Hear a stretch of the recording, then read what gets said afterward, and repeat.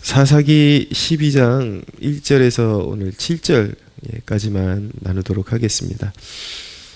건강한 자아를 갖는다라는 것 매우 중요합니다. 건강한 자아를 갖지 못하면 어떤 피해의식에 사로잡히기 십상입니다. 예전에 사역지에서 그런 경험을 한 적이 있는데 저보다 이렇게 연배가 높으신 목회자가 이유를 모르게 이렇게 사람들에게 저를 그렇게 헐뜯고 다니길래 나중에 왜 그런가 이유를 들어보니까 이제 제가 그 목회자, 그 당사자를 그렇게 무시한다고 생각하고 있더라고요. 저하고 친한 분도 아니고 저랑 마주쳐서 뭐 이렇게 무슨 많은 시간을 보내는 분도 아니고 연배도 또 저랑 꽤 차이가 났기 때문에 뭐 제가 뭐 어떻게 할 수 있는 입장도 아니고 그런 친밀함도 없었고 뭐 그냥 그런 관계였는데 그냥 이렇게 일주일에 한두 번 보면은 인사하고 지내고 그냥 뭐 그 정도, 무슨 회의 같은 거 있으면 한번 같이 참석하는 정도, 그 정도였는데 저는 전혀 의식을 하고 있지 못했지만 상대방은 이상하게 저한테 굉장히 무시를 당한다라고 느끼고 있었고 그 마음을 어떻게 가누지를 못해서 사람들에게 저에 대한 이 소리 저 소리를 하면서 그렇게 비방을 하고 다녀서 제가 한동안 좀 굉장히 마음이 아팠던 그런 기억이 있습니다. 오늘 그 본문에 보면 에브라임 지파가 좀 그런 비슷한 부류라고 말씀드릴 수가 있는데, 이제 입다와 길르앗 사람들, 그러니까 입다에게 속한 사람들이 암몬 자손을 무찌르고 전쟁에서 이제 큰 승리를 거두고 왔는데, 그러면 자신들의 동족의 승리를 축하해주고 격려해주면 좋을 텐데 오히려 이 에브라임 지파가 자신들이 크게 무시를 당했다고 생각하고, 그렇게 무시를 당했다고 생각했기 때문에 그들의 언어가 굉장히 폭력적이었다라는 것을 보게 됩니다. 그게 이제 1절에 나오는 내용이거든요. 에브라임 사람들이 모여 북쪽으로 가서 입다에게 이르되 네가 암몬 자손과 싸우러 건너갈 때에 어찌하여 우리를 불러 너와 함께 가게 하지 아니하였느냐. 우리가 반드시 너와 내 집을 불사르리라. 자신들의 자존심이 굉장히 상했다, 무시당했다고 생각하니까 그 언어와 태도가 굉장히 그 폭력적인 그런 모습을 볼 수가 있습니다. 동족을 향해서 너와 내 집을 불사르리라, 그렇게 이제 협박을 하죠. 에브라임 지파는 이렇게 가만히 본문을 살펴보면 굉장히 안 좋은 태도를 가지고 있었다라는 것을 알게 되는데, 첫째는 보면 사실 그 길르앗 사람들이 전쟁에 혼자 일방적으로 나간 것이 아니라 이미 에브라임 사람들에게 사람을 보내서 이 전쟁에 참여하라고 그렇게 말을 했었습니다. 근데 참여하지 않은 사람들은 바로 에브라임 사람들 자신들이었어요. 근데 이제 전쟁이 끝나고 이제 승리의 소식을 안고 돌아오니까 그게 배가 아픈 것이죠. 질투도 나고, 그리고 입다의 명성, 자기네에게 속한 이제 사람이 높아지고 자기네 지파가 이렇게 막 이제 높아지는 것이 아니라 입다의 명성이 막 높아지니까 그것을 두고 볼 수가 없었던 것입니다. 이제 전쟁이 날 때는 가만히 있다가, 도와달라 그럴 땐 가만히 있다가 막상 전쟁이 끝나고 승리하고 돌아오니까 왜 우리 안 불렀냐, 그러면서 이제 상대방의 위상이 높아지는 것을 눈뜨고 볼 수가 없는 것이죠. 그 이면에는 시기와 질투라는 것이 도사리고 있었던 것입니다. 그러니까 축하를 해주지를 못해요. 그러니까 상대방의 승리에 대한 축하를 해주지 못하고 오히려 이제 그것을 맹렬한 질투심으로 표현을 하는 것이죠. 두 번째는 이 에브라임 지파는 승리를 이 동족의 승리를 격려해 주기보다 오히려 그것을 통해서 상대의 가십거리를 들추어내는 모습을 볼 수가 있습니다. 4절 말미에 보면 에브라임의 말이 너희 길르앗 사람은 본래 에브라임에서 도망한 자로서 에브라임과 므낫세 중에 있다 하였습니다. 그러니까 너네 그런 혈통 자체가 그렇게 순수하지 못하고 그렇게 좋지 못하다라고 이런 얘기를 꺼낼 필요가 없는데 뜬금없이 상대방의 어떤 약점, 가십거리를 막 들추어내는 것이죠.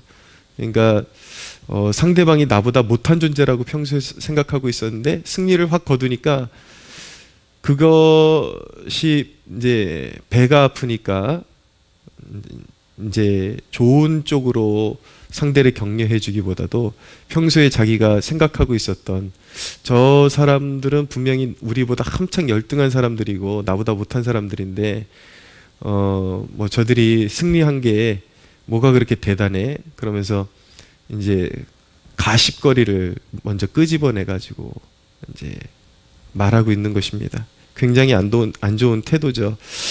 결국은 이렇게 길르앗 사람들은 에브라임 사람들은 어떤 결말을 맞이하게 되냐면 이제 길르앗 사람들에게 처참하게 짓밟히고 말았습니다. 오늘 보니까 5절 이하에 보면은 이제 길르앗 사람들이 열이 받았어요. 그래가지고 에브라임 사람들을 치기 시작했는데 한 사람이라도 도망갈까봐 나루턱에 딱 자리를 잡고 이제 배 타고 도망가려고 하는 에브라임 사람들 이제 색출해 내는 것이죠. 근데 에브라임 사람들이 이 쉽볼렛이라는 발음을 못했던 것 같습니다. 그래서 그 발음이 우리나라 사람들도 왜 어떤 지역에 따라서 어떤 특정한 발음이 잘 안 될 때가 있잖아요. 그렇게 이제 어떤 특정한 단어를 시켜봤을 때 그 단어가 명확하게 그렇게 이루어지지 않으면 야, 에브라임 사람이구나라고 그렇게 알고 죽였는데 무려 42,000명이나 죽임을 당하게 된 것입니다. 에브라임 사람들은 그 소위 우리 그냥 우리 생활적인 용어로 쿠세가 안 좋다라는 말을 하잖아요. 참 이렇게 아주 습관이 안 좋은 게 원래 그 기드온에게도 한번 이런 적이 있습니다.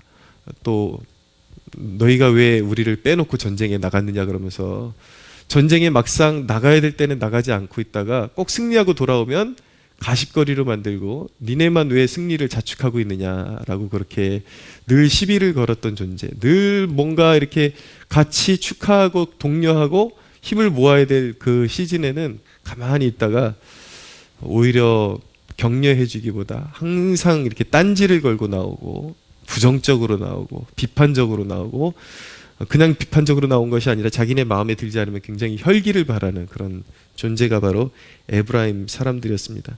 근데 기드온 시절에는 기드온이 좀 겸손하게 이렇게 유하게 지나갔어요. 그러니까 이 사람들이 그래도 되는구나라고 생각하고 습관적으로 그런 태도를 이제 보였던 것이죠. 근데 마침내 호적수를 만났습니다. 그래서 이번에도 혈기를 부리고 질투 그리고 맹렬한 분노를 이렇게 막 표출을 하니까 소위 세상 말로 성질 더 더러운 사람을 만나가지고 이제 완전히 이제 짓밟히고 마는 것입니다.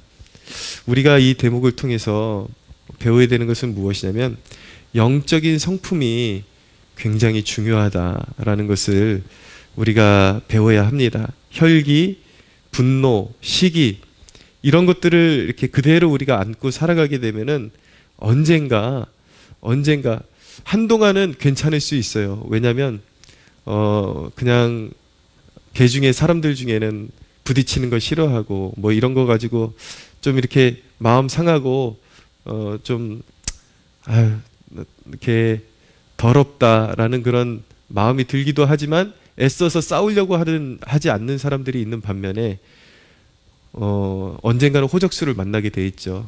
더 강한 사람, 더 분노가 맹렬한 사람, 더 혈기가 맹렬한 사람끼리 서로 부딪히게 되면 이제 그 피해가 막심하게 되는 것입니다. 그래서 혈기와 분노, 시기는 언젠가 더 맹렬한 대적을 불러들이게 된다는 것을 우리가 알아야 합니다. 그래서 우리가 신앙생활 하면서 겸손한 자아를 지녀야 합니다. 무시하고 여전히 예수님 믿으면서 상대방 무시하는 태도, 높아지려고 하고, 그리고 혈기로 이기려고 하고, 조금 뭔가 자기가 자존심 상하면 막 혈기 내면서 이기려고 하고, 이런 태도들이 남아있으면 결국 언젠가 더 강한 존재를 만나고, 더 혈기 있고 더 분노에 찬 존재를 만나고, 하나님이 우리를 연단시키시는데 사람들이 때때로 그런 말을 할 때가 있거든요. 나는 이상하게 가는 곳마다 강한 사람들을 만나서 고생한다 라고 그렇게 말하는 경우가 있는데, 대부분의 경우는 자기 자신이 그렇게 강하기 때문에 그런 사람들을 만나서 훈련을 받게 되는 것입니다. 근데 자기가 그런 부분에 있어 자아를 내려놓고 혈기를 죽일 줄 알게 되면은 이제 그런 시험은 또 통과되게 되고 그런 시험을 잘 만나지 않게 됩니다. 그래서 우리가 살아갈 때에 우리의 그런 혈기, 분노, 시기하는 옛자, 이것들이 우리가 예수님을 믿을 때 십자가에 못 박혔음을 우리는 믿고 스스로에게 선포를 해야 합니다. 그리고 우리 스스로의 힘으로는 아직도 우리의 삶 가운데 도사리고 있는 옛 자아를 온전히 이길 수 없음을 알고 항상 성령님의 도움을 구해야 하는 것입니다.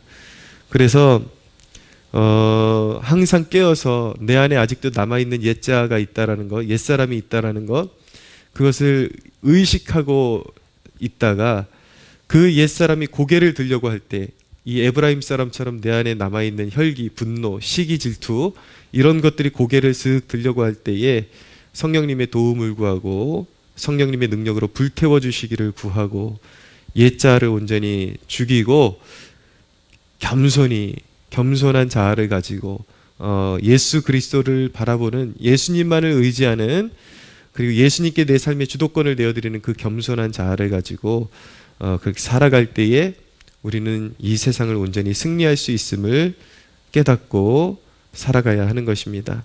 오늘 하루도 기도 생활에 우리가 승리를 구하면서 이런 말씀을 만날 때 좋은 기회로 여기십시오. 혹시 내 안에 아직도 이렇게 내려놓지 못한 옛자가 살아있어서 걸핏하면 무언가 사람들하고 부딪히는 어떤 부분이 있지 않은지, 그런 부분 때문에, 그런 부분이 잦아지면 스스로가 계속 상처받게 되고 더 골마지게 되고 사람이 더 예민해지게 됩니다. 그래서 피해의식으로 가득해지게 되고 결국은 자기 신앙에 도움이 안 되고 썩은 열매를 거두는 원인이 될 수 있기 때문에 이런 말씀을 받았을 때 오늘 하루 내 삶의 내 성품을 점검하는 그러한 시간을 가지시고 기도할 때에 성령님의 도우심을 구하면서 나의 옛자, 그런 고개를 들려고 하는 그런 옛사람을 성령의 불로 태워주시고 나의 죄악들, 이전의 모든 죄악들을 주님의 보혈로 씻어주셔서 새 사람으로, 그리고 겸손한 자아를 가지고 하루를 살아가게 하옵소서.